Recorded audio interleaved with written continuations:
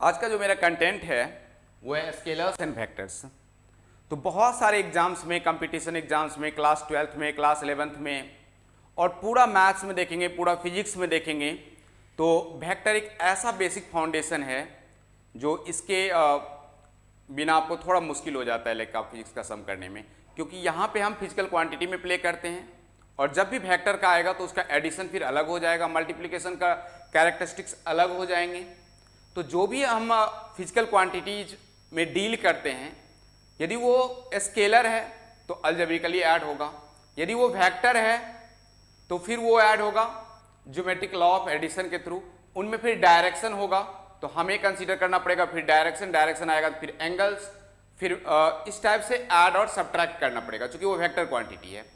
तो पूरा फिजिक्स आप देखेंगे, आप मैथ्स में भी वेक्टर पढ़ते हैं, तो पूरा फिजिक्स में ये स्केलर और वेक्टर इतने इंपॉर्टेंट हैं जो कि इसको बोलते हैं हम लोग लाइक बेसिक फाउंडेशन। यदि आप इसमें स्ट्रांग हैं तो आप बहुत सारे जगह इजीली सम कर पाएंगे।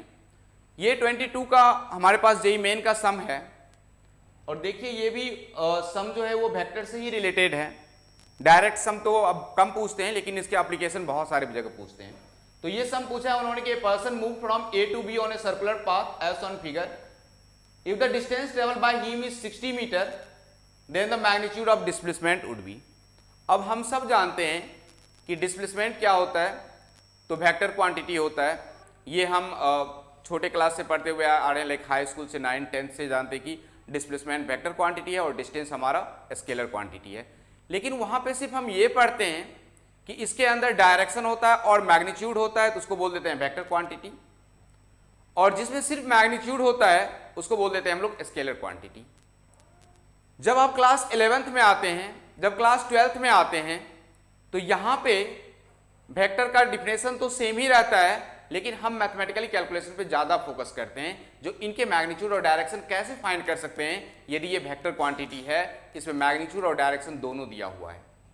अब यहाँ पे क्वेश्चन है, एक पर्सन ए से बी गया है तो इसका पूछा है कि आपका डिस्प्लेसमेंट क्या होगा ए से बी तक का। यदि मैं डिस्प्लेसमेंट का डिफिनेशन होता है कि शॉर्टेस्ट डिस्टेंस बिटवीन 2 पॉइंट्स, यदि मैं ए और बी को ज्वाइन करूं तो ये मेरा सबसे शॉर्टेस्ट पॉइंट है ए टू बी। अब आप देखेंगे कि एक ट्रायंगल है जिसमें कि ये 135 दिया हुआ है और ओ ए क्या है मेरा रेडियस है, ये भी क्या है मेरा रेडियस है, और मुझे ये ए बी का डिस्प्लेसमेंट ढूंढना है, मीन्स ए बी का साइड मुझे पता करना है। तो बेसिकली ये क्वेश्चन क्या है, ये एक मैथ्स है, कुछ है ही नहीं इस क्वेश्चन में। आप ऐसे भी सोच सकते हैं, यदि ये दोनों साइड्स इक्वल होंगे तो ये एंगल्स भी इक्वल होंगे, राइट। और यदि आप कोसाइन रूल्स से करना चाहते हैं तो वो भी। लेकिन सबसे इंपॉर्टेंट चीज है कि आप कैसे फाइंड करेंगे इसका रेडियस। तो रेडियस फाइंड करने के लिए मुझे एक आर्क का लेंथ दिया हुआ है, और यदि आर्क का लेंथ फाइंड करना हो ट्रायंगल में तो हम यूज करते हैं formula theta upon 360, theta upon 360 into 2 pi are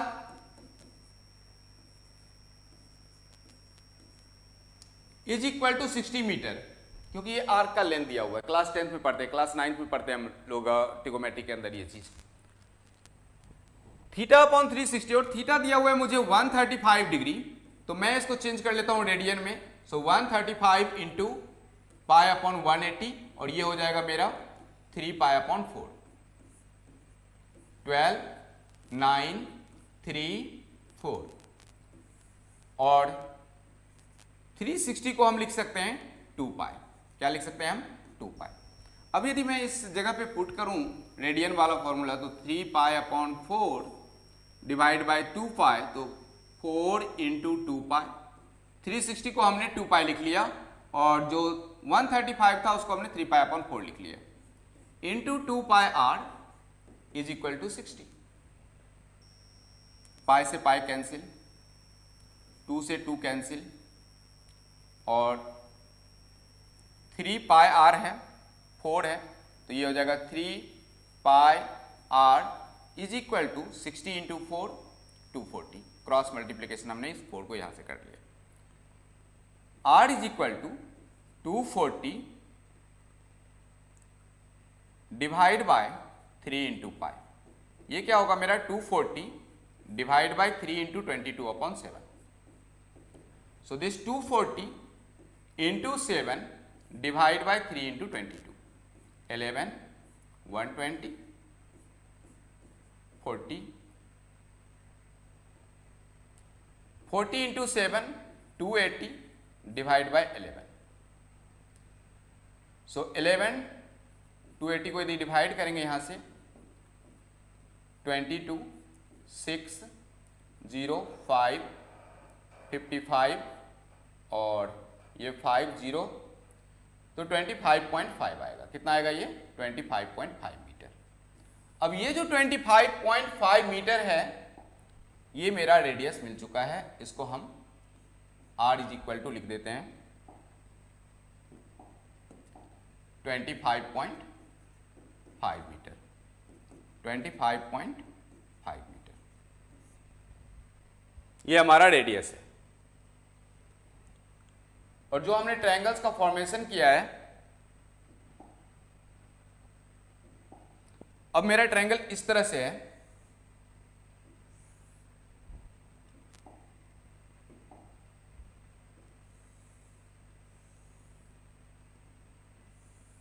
ये मेरा ट्रायंगल है, ये 135 डिग्री है, ये साइड मेरा 25.5 है, ये साइड मेरा 25.5 है, ये हम ले लिए O, इसको ले लिए A और इसको ले लिए B।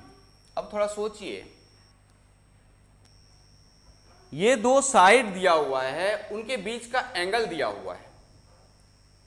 तो यदि मैं इसमें कोसाइन रूल लगाऊं तो कितने इजी हो जाएंगे। यदि मैं इसको इस तरह से लिख लूं, AB का square is equal to OA का स्क्वायर। देखिए इसके अपोजिट साइड है ना, तो इसका स्क्वायर ऐसे लिख लीजिए, OA का स्क्वायर लिख लीजिए प्लस OB का square minus 2 times of OA into OB into cos 135। OA है मेरा 25.5, तो लिख लीजिए 25.5 का स्क्वायर प्लस 25.5 का square minus 2 into 25.5 into 25.5 cos 135 का वैल्यू दिया हुआ है कितना, तो माइनस 0.7। अब यदि इसको सॉल्व करें तो मैं पॉइंट अभी हटा लेता हूँ, सिर्फ ऐसे मैं एक अप्रॉक्सीमेटली सॉल्व कर लेता हूँ, क्योंकि आप ऑब्जेक्टिव क्वेश्चन में जाएंगे तो वहाँ पे इतना टाइम नहीं रहता है। सो 625 इंटू 2 इंटू 0.7। अब देखिए ये हो जाएगा 1250 प्लस 625 इंटू 2 अगेन 1250 इंटू 0.7। तो इसको मल्टीप्लाई करके देख लेते हैं, 1250 इंटू 7।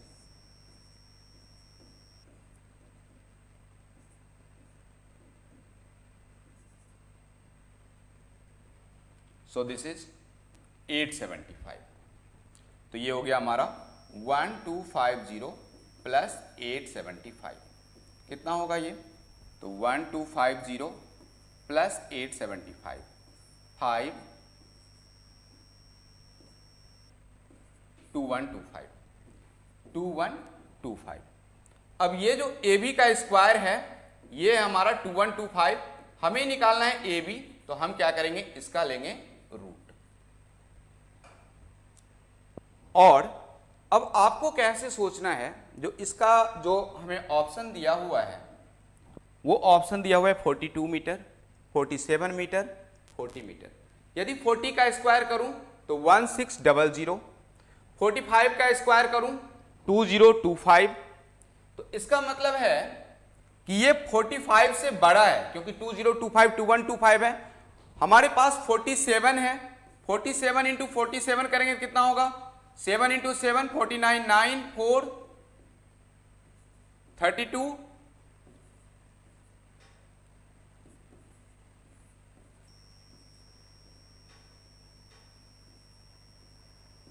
2209 है। चूंकि हमने पॉइंट यहां पे छोड़ दिया है, यदि हम पॉइंट कंसीडर करते तो एग्जैक्ट आता, तो हमारा जो आंसर होगा वो होगा 47 मीटर। इस क्वेश्चन को मैं एक बार फिर से बताना चाहूंगा। देखिए इस क्वेश्चन में हमने क्या किया कि हमें एक एंगल्स दिया हुआ था और मुझे एक डिस्प्लेसमेंट यहाँ से यहाँ तक का ढूंढना था। तो मुझे रेडियस नहीं पता था, लेकिन रेडियस के लिए हमने क्या किया, एक आर्क का लेंथ दिया हुआ है और इस एंगल के रिस्पेक्ट में हमने आर्क का लेंथ निकाल लिया θ/360 इंटू 2πr। जैसे ही वो किए तो मुझे मिल गया आर्क का लेंथ। अब वो आर्क का लेंथ मिलने पे हमें मिल चुका है अब रेडियस।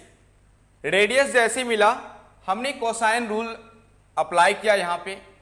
आप इस तरह से पढ़े होंगे, C square equal to A square plus B square minus 2ab cos theta, A square is equal to B square plus C square minus 2bc cos theta, और B square is equal to A square plus B square minus 2ab cos theta.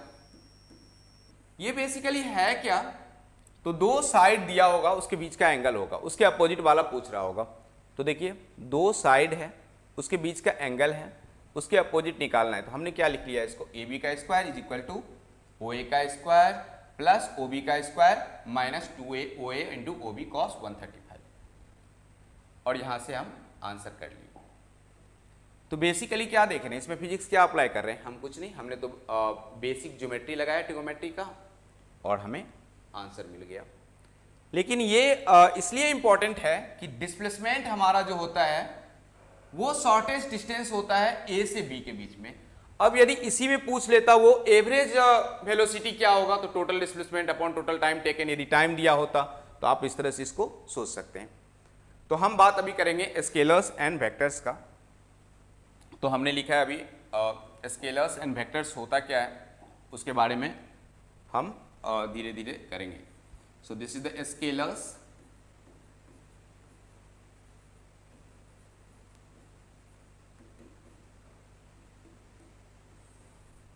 तो जो class 9, 10th में definition सिखाया जाता था वहाँ पे जो स्केलर्स क्या होंगे, तो स्केलर्स के लिए हमें बोला जाता था ऐसे फिजिकल क्वांटिटी जिसमें सिर्फ क्या हो, मैग्नीट्यूड हो, उसको डायरेक्शन से कुछ मतलब नहीं है, लेना देना नहीं है, उसको बोलते हैं हम लोग स्केलर्स।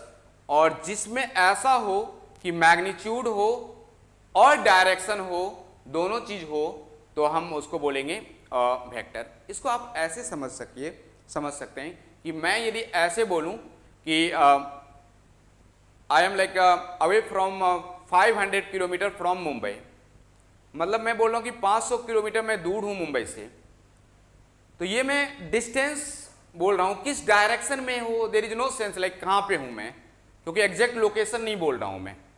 लोकेशन जब भी बोलूंगा तो मुझे फिर एक डायरेक्शन इंडिकेट करना पड़ेगा। तो ये हमें एक लेंथ बता रहा हूं जो जहां पे भी हूं मैं 500 किलोमीटर दूर हूं। तो ऐसे क्वांटिटी जिसमें कि डायरेक्शन इंडिकेट नहीं हो रहा हो उसको हम स्केलर बोल रहे हैं। लाइक डिस्टेंस 500 किलोमीटर अवे, अब किस डायरेक्शन में अवे हैं, नॉर्थ में है, ईस्ट में है, साउथ में है, वेस्ट में है, तो लोग बहुत कंफ्यूजन होगा कहां पे ढूंढेगा। लेकिन यदि मैं बोलूं नॉर्थ ईस्ट के डायरेक्शन में है हम 500 किलोमीटर, मीन्स हम एक लोकेशन बोल रहे हैं, एग्जैक्ट पॉइंट ये है हमारा, राइट। तो जहां पे आप डायरेक्शन इंडिकेट कर रहे हैं वो हमारा वेक्टर क्वांटिटी है, क्योंकि उसके साथ हम मैग्नीट्यूड भी दे रहे हैं 500 किलोमीटर। लेकिन सिर्फ यदि मैं 500 किलोमीटर बोल रहा हूं और बोल रहा हूं कि इस पॉइंट से मैं इतना दूर हूं या इतना पास में हूं, तो मैं ये कह रहा हूं कि only we have magnitude, there is no direction. तो जिसमें सिर्फ मैग्नीट्यूड है, डायरेक्शन नहीं है, उसको बोल देंगे हम लोग स्केलर क्वांटिटी। और ऐसे क्वांटिटी जिसमें मैग्नीट्यूड और डायरेक्शन दोनों हो उसको बोल देंगे हम लोग वेक्टर क्वांटिटी। लेकिन ये मैग्नीट्यूड और डायरेक्शंस जब वेक्टर क्वांटिटी में आएंगे तो उनको हम अलग अलग तरीके से कैसे ऐड कर सकते हैं, कैसे वो डायरेक्शन पे डिपेंड होगा, तो हम उसके कुछ मैथमेटिकल फॉर्म देखेंगे। तो सबसे पहले समझते हैं कि scalars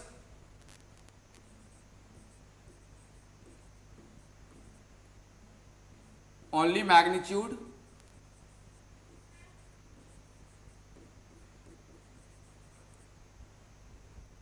does not depend on direction, does not depend on direction। इसको डायरेक्शन से कुछ लेना देना नहीं है, डायरेक्शन पे डिपेंड ही नहीं करेगा। Examples, distance, speed, time, mass, density, volume, electric current,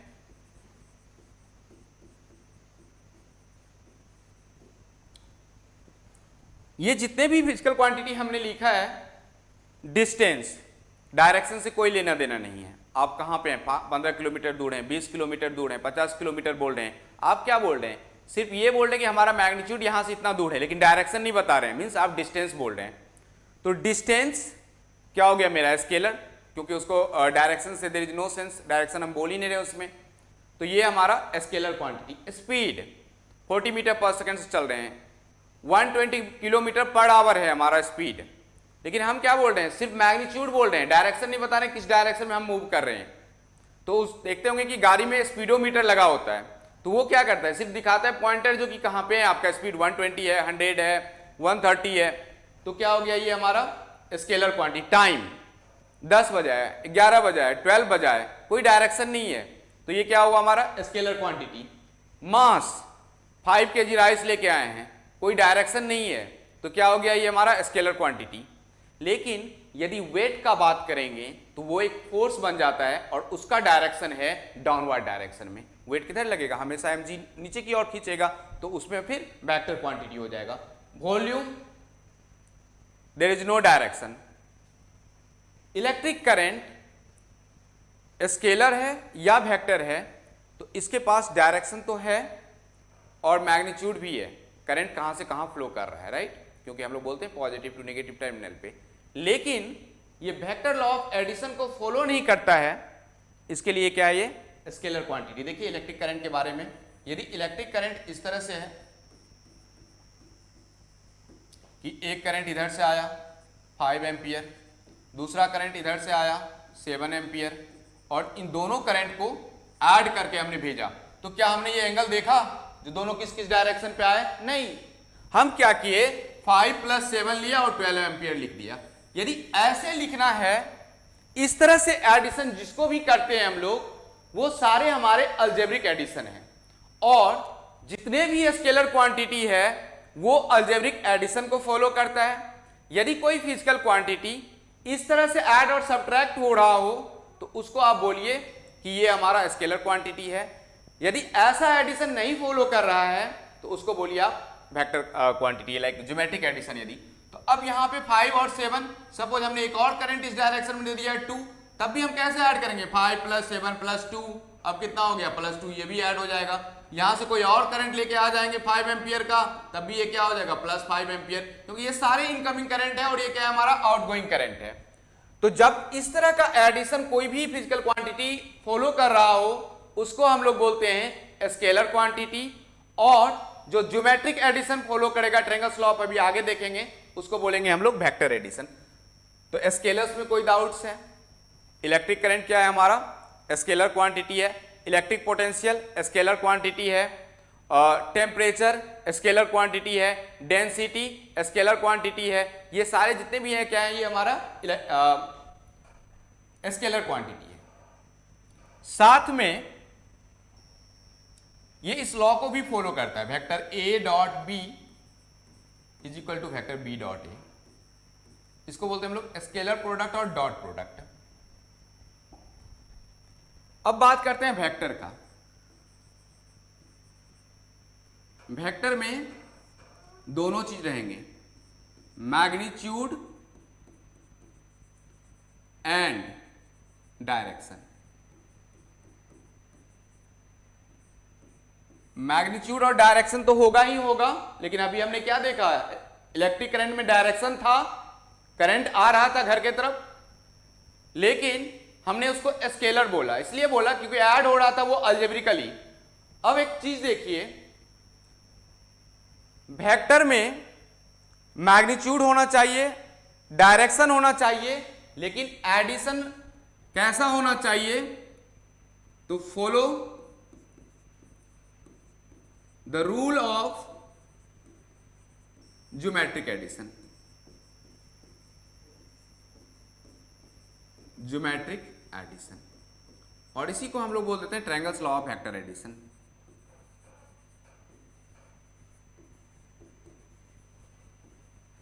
triangles law of vector addition, यदि ऐसे क्वांटिटीज हैं जो ज्योमेट्रिकली ऐड हो रहा हो उसको क्या बोलेंगे हम लोग, वेक्टर क्वांटिटी। देख लीजिए इधर, ओ से स्टार्ट किए ए पे गए 4 मीटर चले हैं, ए से स्टार्ट किए बी पे गए 3 मीटर चले हैं, और मैं पूछूं find distance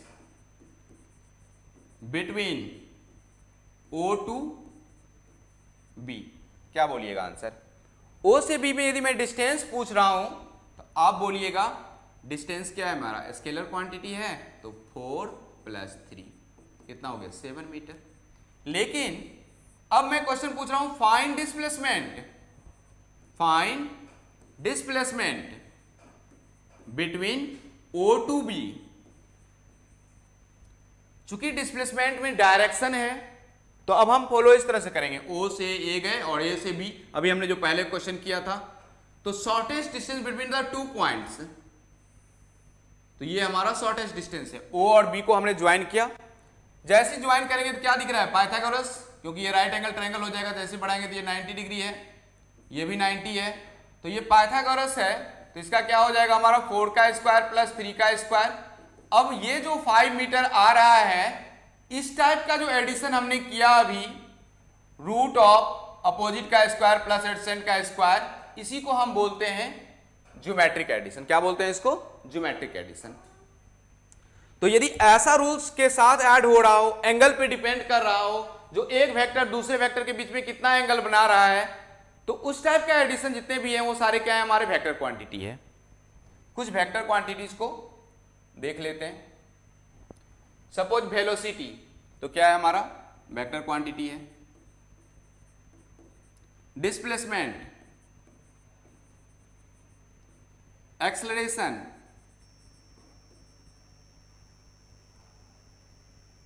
magnetic field, electric field, क्योंकि इस सब में डायरेक्शन कंसीडर करते हैं। वेट, फोर्स, मास क्या था स्केलर, लेकिन वेट क्या हो जाएगा मेरा, वेक्टर क्वांटिटी, क्योंकि डायरेक्शन है डाउनवर्ड डायरेक्शन में एक्ट करता है। आपका वेट बोले तो आप क्या करिएगा, तराजू पे चढ़िएगा और वो वेट किधर देगा, डाउनवर्ड डायरेक्शन में देगा, क्योंकि mg लगेगा। लेकिन यदि मास का बात करें तो सिर्फ क्या है, वो kg है। तो यदि हम g से मल्टीप्लाई कर दें, ग्रेविटी से मल्टीप्लाई करें किसी भी मास को, तो क्या बन जाएगा, वो वेट बन जाएगा। बहुत सारे क्वांटिटीज हैं। मैग्नेटिक फील्ड, ग्रेविटेशनल फील्ड लिख दीजिए,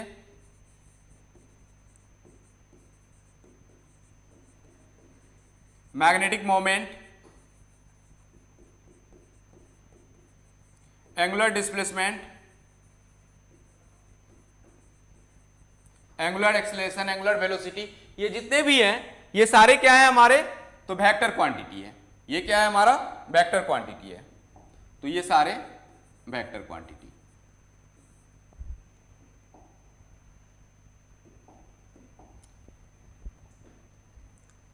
लेकिन मैं जो फोकस करूंगा, आप क्वेश्चंस में कैसे आप वेक्टर्स को यूज कर सकते हैं, किस तरह से आप देखेंगे तो आप समझ लेंगे कि यहाँ पे वेक्टर लगाना है और कैसा क्वेश्चन का पैटर्न किस तरह से होगा। तो मैं कुछ सम लिखूंगा इसमें और मैं करके दिखाऊंगा जो आप वेक्टर्स के क्वेश्चन को कितना इजीली फाइंड कर सकते हैं। चूंकि ये मैग्नीट्यूड और डायरेक्शन है तो ऐड भी कैसे होगा, ज्योमेट्रिक लॉ ऑफ एडिशन के थ्रू। तो देखिए मैं किस तरह से उसको ऐड करके दिखाता हूं आपको।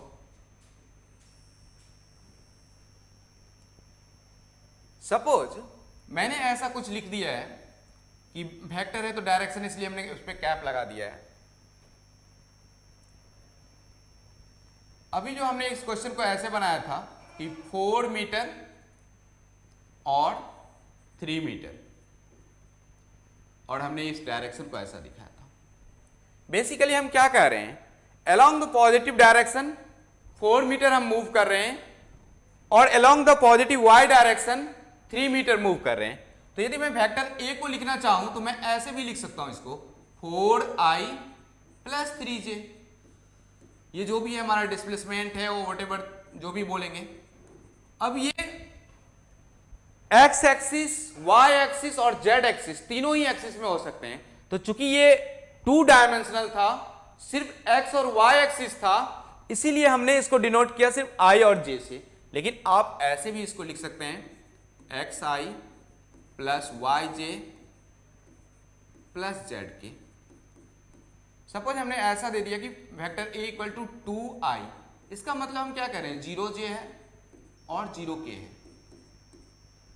मतलब मेरा जो वेक्टर है वो सिर्फ along the 2 metre along the positive X axis की तरफ मूव कर रहा है। यदि मैं ऐसे लिखूं vector A equal to -2i, इसका मतलब हम कह रहे हैं कि 2 units from the origin negative direction of x axis move कर रहा है।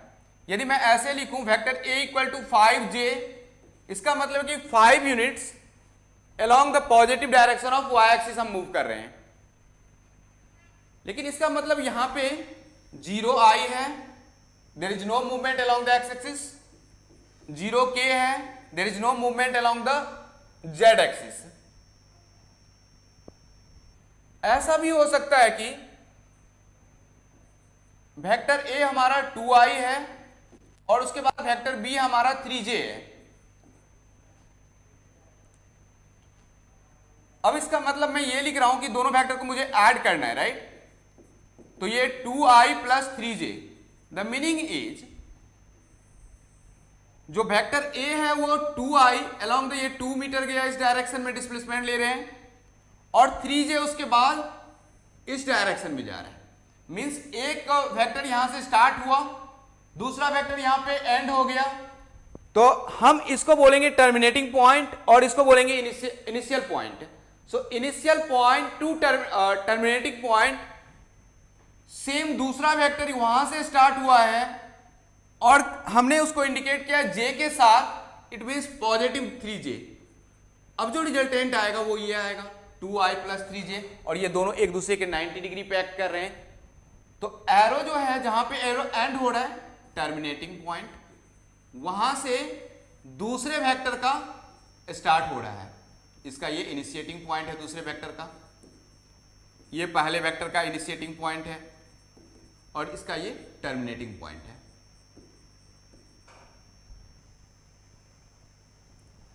यदि इस बात को थोड़ा और ध्यान से समझें तो बेसिकली हम ये कहना चाह रहे हैं कि वेक्टर को रिप्रेजेंट करेंगे हम, एक वेक्टर दूसरे वेक्टर को जब भी ऐड करेंगे तो एडिशंस को ऐसे फॉलो करना पड़ेगा। पहला वेक्टर ए, अब यदि दूसरा वेक्टर यहां से स्टार्ट हो रहा है और किसी एंगल पे हो रहा है और किसी तरह से हो रहा है, तो इस तरह से ऐड करेंगे वेक्टर ए और वेक्टर बी। पहले वेक्टर को इसको बोल देते हैं टेल, जहां पे ये एंड हो रहा है, एरो है, उसको बोलिए हेड। फिर दूसरा वेक्टर का टेल यहां से स्टार्ट हो रहा है और हेड यहां पे हो रहा है। अब इन दोनों वेक्टर को मुझे बोलेगा ऐड करो, तो ऐड कर देंगे इस तरह से, और इसका जो रिजल्टेंट है वो हमेशा हेड हेड कॉमन पॉइंट और टेल टेल का कॉमन पॉइंट। यदि ग्राफिकली आप ऐसे अपने वेक्टर को ऐड किए हैं तो इसको बोलेंगे हम लोग करेक्ट सिंबल है, आपका राइट आंसर है, मतलब आप दो वेक्टर को ग्राफिकली करेक्ट मेथड से ऐड किए हैं, क्योंकि रिजल्टेंट जो होना चाहिए हेड हेड और टेल टेल का कॉमन पॉइंट होना चाहिए। अब ये जो एंगल्स होते हैं यहां पे, तो एंगल हम यदि यहां पे लिख दें सपोज 120 डिग्री, नहीं, ये हमारा एंगल नहीं है दो वेक्टर के बीच का, वेक्टर ए और वेक्टर बी का बीच का। क्यों? क्योंकि यहां पे देखेंगे कि हेड और टेल का कॉमन पॉइंट है। आप इस हेड को आगे बढ़ाइए और एंगल हमेशा टेल टेल के कॉमन पॉइंट पे या हेड हेड के कॉमन पॉइंट पे लेना पड़ेगा। तो यदि वो 120 है तो आपको लेना पड़ेगा 60 डिग्री। ये angle between the two vectors क्या होगा? 60 डिग्री। यदि यहां पे 120 दिया हुआ है तो आपको 60 डिग्री लेना है, क्योंकि उसको थोड़ा प्रोसीड करना है। ये टोटल स्ट्रेट एंगल है, ये 120, तो ये 60 डिग्री। अब इसमें क्वेश्चन ऐसे पूछेगा, यदि आप ये समझ गए हैं तो बोलेगा कि जो बताइए ये क्या करेक्ट मेथड एडिशन है? इस तरह से मैं वेक्टर को ऐड करूं तो 4 ऑप्शन दिए रहेंगे और पूछेंगे क्या इनमें से कौन सा करेक्ट मेथड का एडिशन है। नीट में जनरली इस टाइप का क्वेश्चन पूछता है, वैसे तो पूछने के लिए कहीं पे भी पूछ सकता है, ऐसा नहीं कुछ है। तो मैं कुछ 4 ऑप्शन बनाता हूं। देखिए आप, इस तरह से एक वेक्टर गया, दूसरा इस तरह से आया है, और इसको इस तरह से मिला दिए हैं। ये पहला है। दूसरा ऑप्शन रहेगा आपके पास जो ऐसे आया है, इस तरह से गया हुआ है और फिर ऐसा है। तीसरा रहेगा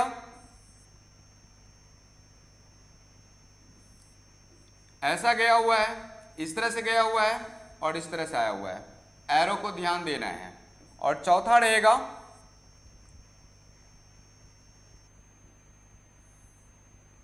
ऐसा है और इस तरह से। इसमें से बोलेगा जो ग्राफिकली मेथड में कौन सा हमारे वेक्टर को रिप्रेजेंट कर रहा है, और एडिशन ऑफ टू वेक्टर्स को कौन रिप्रेजेंट कर रहा है, मींस जो दो वेक्टर्स को ग्राफिकली कौन रिप्रेजेंट कर रहा है, ऐड कर रहा है इसमें।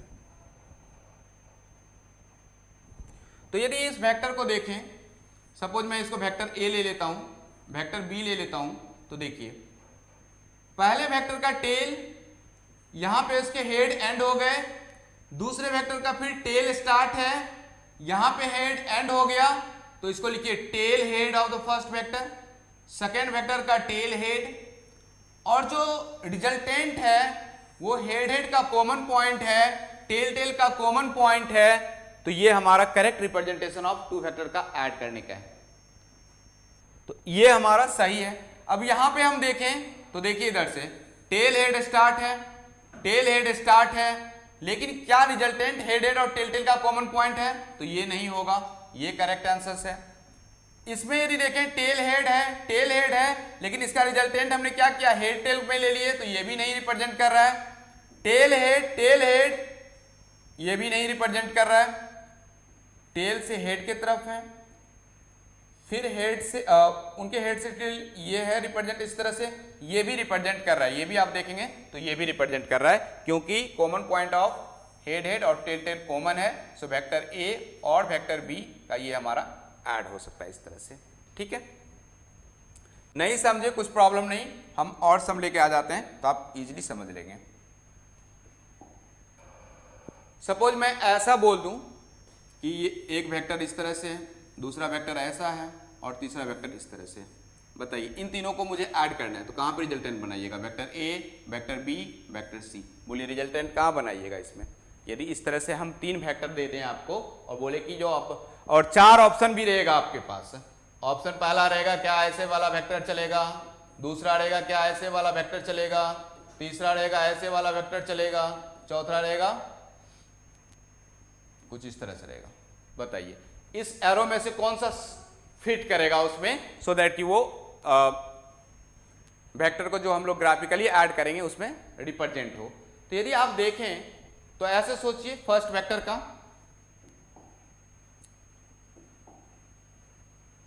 तो यहां से देखें तो ये टेल है, पहला वेक्टर का टेल, दूसरे का हेड, फिर ये टेल, फिर ये हेड, फिर ये टेल और फिर ये हेड। टेल हेड राइट है, टेल हेड राइट है, टेल हेड राइट है, लेकिन चौथा वेक्टर का जो एडिशन है वो हमने क्या बोला, जो एडिशन जो होना चाहिए हमारा common point of head head और common point of tail tail होना चाहिए। तो हमने इस तरह से बनाया tail head, tail head, tail head. अब मुझे ऐड करना है वेक्टर को, तो जो रिजल्टेंट वेक्टर होगा वो इस तरह से होगा, common point of tail tail और common point of head head. तो ये हमारा करेक्ट है। ये एडिशंस हम इस वेक्टर को इस तरह से ऐड कर सकते हैं, means vector A plus vector B plus vector C ऐसा हो।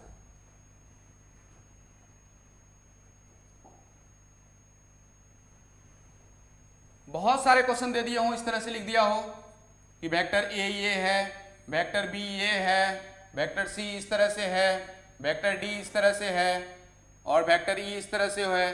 अब बोलेगा इसका रिजल्टेंट बताइए क्या है, तो रिजल्टेंट के लिए कुछ नहीं करना है, आपको इन दोनों को ज्वाइन करना है और इसको टेल टेल का कॉमन पॉइंट, हेड हेड का कॉमन पॉइंट, यही जो सारा है ये किसका वैल्यू के बराबर आ जाएगा, ये तो ये सबको ऐड कर लेगा। देखिए A B C D E is equal to जो भी है उसका वो रिजल्टेंट आर लिख दीजिए। तो आपको बोलेगा कि 1 2 3 4 5 वेक्टर दिए हुए हैं, बताओ कौन सा ग्राफिकली करेक्ट आंसर्स होंगे, क्या ये एडिशन इस तरह से फॉलो करेगा।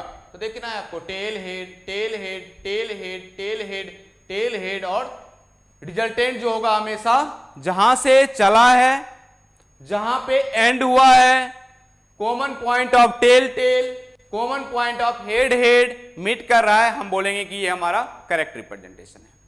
लेकिन इसी क्वेश्चन में मैं यदि ऐसा बना दूं और 4 ऑप्शन दे दूं तो फिर क्या करेंगे, देखिए अभी अब हमने इसको लिख दिया vector A, vector B, vector C, vector D, vector E, vector F, और 4 ऑप्शन आपके पास रहेंगे। पहला ऑप्शन रहेगा vector A plus vector B plus vector C plus vector D plus vector E plus vector F is equal to 0। Vector A plus vector B plus vector C plus vector D plus vector E plus vector F not equal to 0। Vector A plus vector B plus vector C is equal to vector D plus vector E plus vector F, और चौथा रहेगा none of these. यदि ऐसा option आपके पास रहेंगे तो क्या ऑप्शन टिक करिएगा। तो यहां पे ध्यान से थोड़ा देखिएगा, हमारा स्टार्टिंग पॉइंट तो यही था, हमारा स्टार्टिंग पॉइंट ये था टेल, और ये था head, tail head tail head tail head tail head, और यहां पे हमने फिर से टेल और हेड ही कर लिया। मतलब जो रिजल्टेंट होता वो इसके अपोजिट डायरेक्शन में टेल टेल और हेड हेड का कॉमन पॉइंट होता, लेकिन हमने सारे एरो के एक साथ इस डायरेक्शन में दे दिया है। इसका मतलब है कि ये सबका जो रिजल्टेंट है वो क्या है, 0 है, क्योंकि ये यहां से यहां तक का रिजल्टेंट ही होता। वो रिजल्टेंट क्या हो गया, अभी हमने उसी डायरेक्शन में कर दिया, अपोजिट डायरेक्शन में, तो ये क्या हो गए, सारे 0 हो गए। तो आपको ट्रिक एग्जाम में ये याद रखना है, यदि कोई भी इस तरह से बना के दे दे, सपोज ऐसा दे दे बना के, इस तरह से बोल दे ये वेक्टर ए है, ये वेक्टर बी है, और ये वेक्टर सी है, और ये वेक्टर डी है, और पूछेगा, और आपसे पूछेगा क्या ये vector A plus vector B plus vector C plus vector D क्या होगा, तो आपको बोलना है 0 होगा, क्योंकि ये यहां से स्टार्ट हुआ है, यहां पे फिर एंड हुआ है, फिर यहां से स्टार्ट, फिर यहां से एंड, मींस साइक्लिक ऑर्डर में घूम रहा है, कहीं पे रिवर्स नहीं है। इस सब का एडिशन क्या हो जाएगा, 0 हो जाएगा। इस तरह से ट्रायंगल में दे दिया जाए, ऐसे करके दे दिया जाएगा आपको, और पूछेगा ये वेक्टर ए है, ये वेक्टर बी है, और ये वेक्टर सी है, तो क्या करेंगे, vector A plus vector B plus vector C is equal to 0। तो आपको यदि पूछ रहा है 2 वेक्टर को ऐड करो ग्राफिकली, 3 वेक्टर को ऐड करो, 4 वेक्टर को ऐड करो, यदि एडिशन पूछ रहा है तो आपको हमेशा देखना है कि resultant common point of tail tail, common point of head head में यदि आ रहा है, इसका मतलब है कि हमारा रिजल्टेंट सही है, और tell head tail head tail head इस तरह से स्टार्ट होना चाहिए।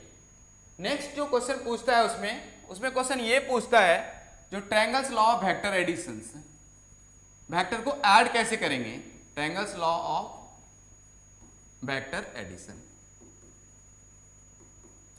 तो देखिए इसको ऐड करने का तरीका क्या है, ये वेक्टर ए है और ये वेक्टर बी है, इन दोनों का रिजल्टेंट ये होगा, क्योंकि ये टेल हेड, तो यहां से पहला वेक्टर का टेल हेड, दूसरे वेक्टर का टेल हेड, जब ये हेड हेड का कॉमन पॉइंट और टेल टेल का कॉमन पॉइंट, तो ये हमारा रिजल्टेंट बन गया। और इसको ही थोड़ा और आगे यदि प्रोसीड करें तो एंगल हमने क्या बोला, common point of tail tail, जब 2 वेक्टर जहां पे मीट कर रहा हो तो ये एंगल नहीं लेके एंगल हमेशा ऐसा वाला लेंगे, तो ये हमने थीटा ले लिया।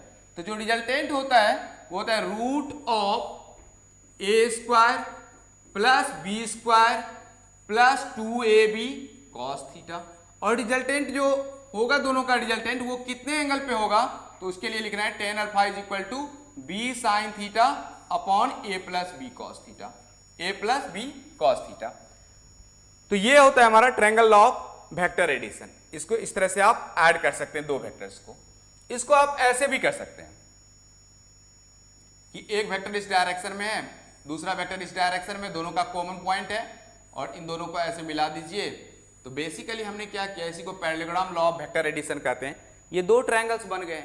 जो ट्रायंगल इधर एक फॉर्म कर रहा था उसी साइड को हमने इधर ले लिया और इसको आप लिख लीजिए वेक्टर ए, वेक्टर बी और रिजल्टेंट का answer same. So that is A square plus B square plus 2ab cos theta और tan alpha is equal to b sin theta upon a plus B cos theta. यदि इतना चीज आप समझ गए हैं तो इसके बेस्ड किस टाइप से क्वेश्चन आपसे पूछ सकता है, ये देखिए। आपको बोलेगा कि एक person is moving in the direction of east 5 kilometer, then he is moving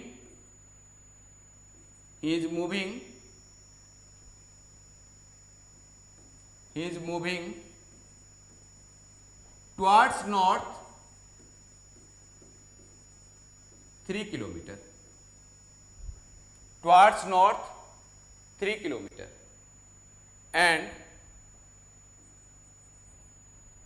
again he is moving 4 kilometer towards east. Find its distance and displacement. Distance and displacement. तो यदि यहाँ पे देखें तो ये हमारा ईस्ट है, ये हमारा वेस्ट है, ये नॉर्थ और ये साउथ। अब कह रहे हैं कि person is moving in the direction of east 5 kilometre, तो 5 किलोमीटर हमने यहाँ पे मूव कर लिया। फिर वो 3 किलोमीटर नॉर्थ के डायरेक्शन में, तो 3 किलोमीटर नॉर्थ के डायरेक्शन में। Then again he is moving 4 kilometre towards east, तो 4 किलोमीटर फिर से ईस्ट के डायरेक्शन में। अब हमें दो टाइप का क्वेश्चन पूछा है। पहला पूछा कि डिस्टेंस बताओ, तो डिस्टेंस स्केलर क्वांटिटी है तो क्या करेंगे, सबको ऐड कर देंगे। So distance is become 5 + 3 + 4 8 + 4 12 kilometre. लेकिन यदि डिस्प्लेसमेंट पूछा है, इसका मतलब displacement is the initial and final position, और इनिशियल और फाइनल पोजिशन को हम लोग क्या करेंगे, ऐड करेंगे और इसको इस तरह से ज्वाइन करेंगे। अब आप देखेंगे ये 5 + ये 4, ये कितना हो गया 9, और ये 3 किलोमीटर, तो ये भी कितना 3 किलोमीटर। और एंगल्स कितने हैं यहाँ पे, ये जो एंगल्स है ये एक राइट एंगल ट्रायंगल दिख रहा है, तो राइट एंगल ट्रायंगल दिख रहा है तो यहाँ पे कितना होगा 90 डिग्री। तो बेसिकली आपको सिर्फ पाइथागोरस थ्योरम लगा देना है, 9 का स्क्वायर + 3 का स्क्वायर। तो 9 का स्क्वायर होता है 81 + 9 कितना हो जाएगा ये 90, और 90 का रूट लिखना है अपने को। तो 90 का रूट कितना होगा,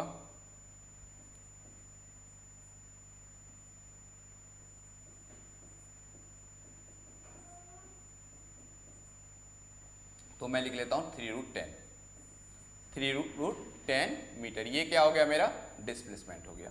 दिस इज कॉल्ड डिस्प्लेसमेंट।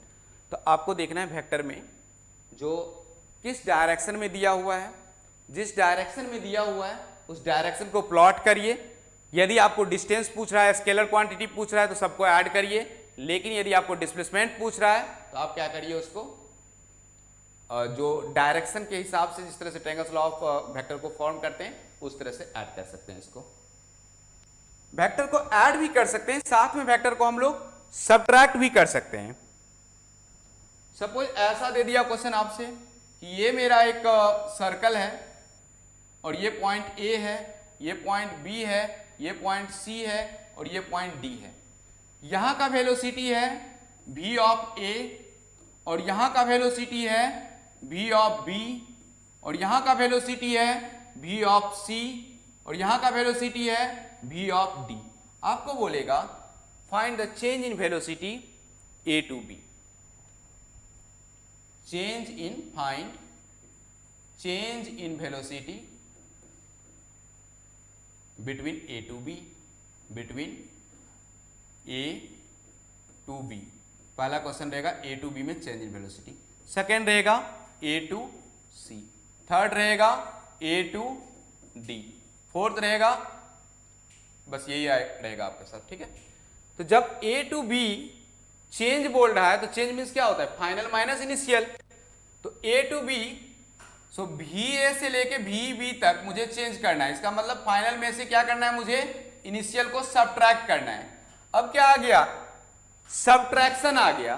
तो सबट्रैक्शन में हम कुछ नहीं करते हैं, सपोज ये वेक्टर ए है और ये वेक्टर बी था, तो ऐड करके हमने यहां पे लिया था। अब मुझे यदि सबट्रैक्ट करना हो तो इस वेक्टर बी को पीछे की ओर खींचिए और इन दोनों को मिला दीजिए, तो ये हो गया हमारा माइनस वेक्टर बी। अब जो एंगल हम यहां पे थीटा लिए थे वो एंगल क्या हो जाएगा, 180 माइनस थीटा, और इनके में सिर्फ चेंजेस आ जाएंगे, A square plus B square minus 2ab cos theta. तो यहां पे भी यही बोला है कि bb माइनस बी ए, जिसको आप सबट्रैक्ट कर रहे हैं उसके डायरेक्शन को क्या करेंगे आप, रिवर्स। हम यहां पे किसको सबट्रैक्ट कर रहे हैं, तो bb में से ba को सबट्रैक्ट करना चाह रहे हैं, तो bb मेरा इस डायरेक्शन में है और हम ba इस डायरेक्शन, तो हम क्या करेंगे, उसको सबट्रैक्ट करेंगे। तो देखिए हम किस तरह से बना लेते हैं, हम क्या करेंगे, यहां पे ये bb को इस तरह से रख लिए, सबट्रैक्ट किसको करना चाह रहे हैं, ba को ना, ba का प्रायर डायरेक्शन उस डायरेक्शन में है और हम still triangles law of vector addition को ही फॉलो कर रहे हैं। तो टेल हेड, ये पहला वेक्टर है हमारा bb, हम ba को सबट्रैक्ट करना चाहते हैं, तो जहां पे इसका हेड एंड हुआ है वहां से आपको ba का टेल को निकालना है, तो टेल और हेड। अब देखिए ये क्या हो गया, इसका head head common point, tail tail common point आपको दे दिया जाएगा यहाँ पे, जो इसका 5 मीटर पर सेकेंड है, यहाँ पे भी दिख दियागा 5 मीटर पर सेकेंड है। जो भी आपको लिखा रहेगा, तो सपोज आपको इस तरह से दे दिया जाए, इतना लिखा हुआ है आपको, और आपको बोलेगा, तो ये फिर क्या देख रहे हैं, एंगल 90 है, तो 5 का स्क्वायर प्लस 5 का स्क्वायर कितना हो जाएगा, 25 प्लस 25, इट मीन्स 5√2 आ गया इसका आंसर। चेंज इन वेलोसिटी कितना आ रहा है, 5√2, और किस डायरेक्शन में आ रहा है, इस डायरेक्शन में मेरा वेलोसिटी आ रहा है। हमने बोला कि ए से सी ना, तो ए से सी, अब देखिए ए कहां पे है, इस डायरेक्शन में, और सी कहां पे है, इस डायरेक्शन में, तो सी को ए से घटाना पड़ेगा, तो सी को इस तरह से लिख लेते हैं, जो हमारा सी तो इस डायरेक्शन में ही है, बी ऑफ सी। और यदि आप ध्यान दीजिएगा ये बी ए उस डायरेक्शन में, तो उसको भी हमें सबट्रैक्ट करना है, तो हमें क्या करेंगे, उसको भी हमें इसी डायरेक्शन में लिखना पड़ेगा। अब इन दोनों के बीच का एंगल कितना हो जाएगा, बी सी माइनस बी ए है, तो 0 डिग्री हो गया, थीटा कितना हो गया, 0 डिग्री।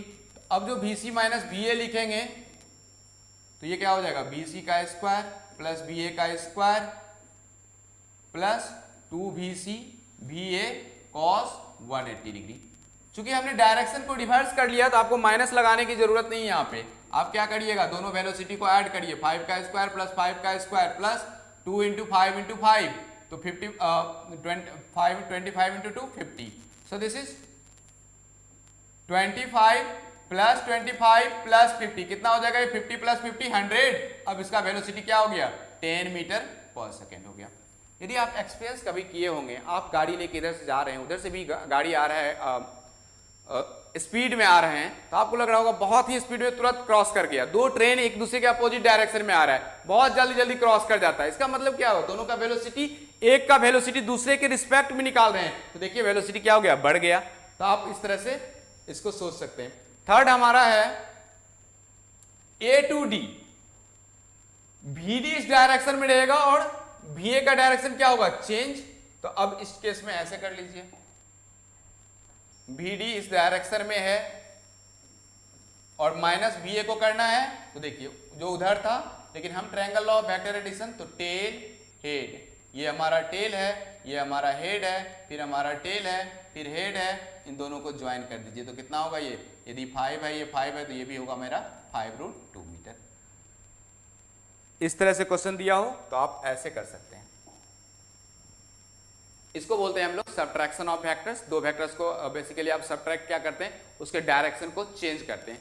एक क्वेश्चन इस तरह से लिखा हो कि ये वेक्टर है, इसका मैग्नीट्यूड दे दिया हो एफ ऑफ 1 दिया हो 5 न्यूटन, और एक दूसरा वेक्टर है और ये कह रहा है कि 45 डिग्री पे theta equal to 45 degree horizontally makes an angle with positive x axis, positive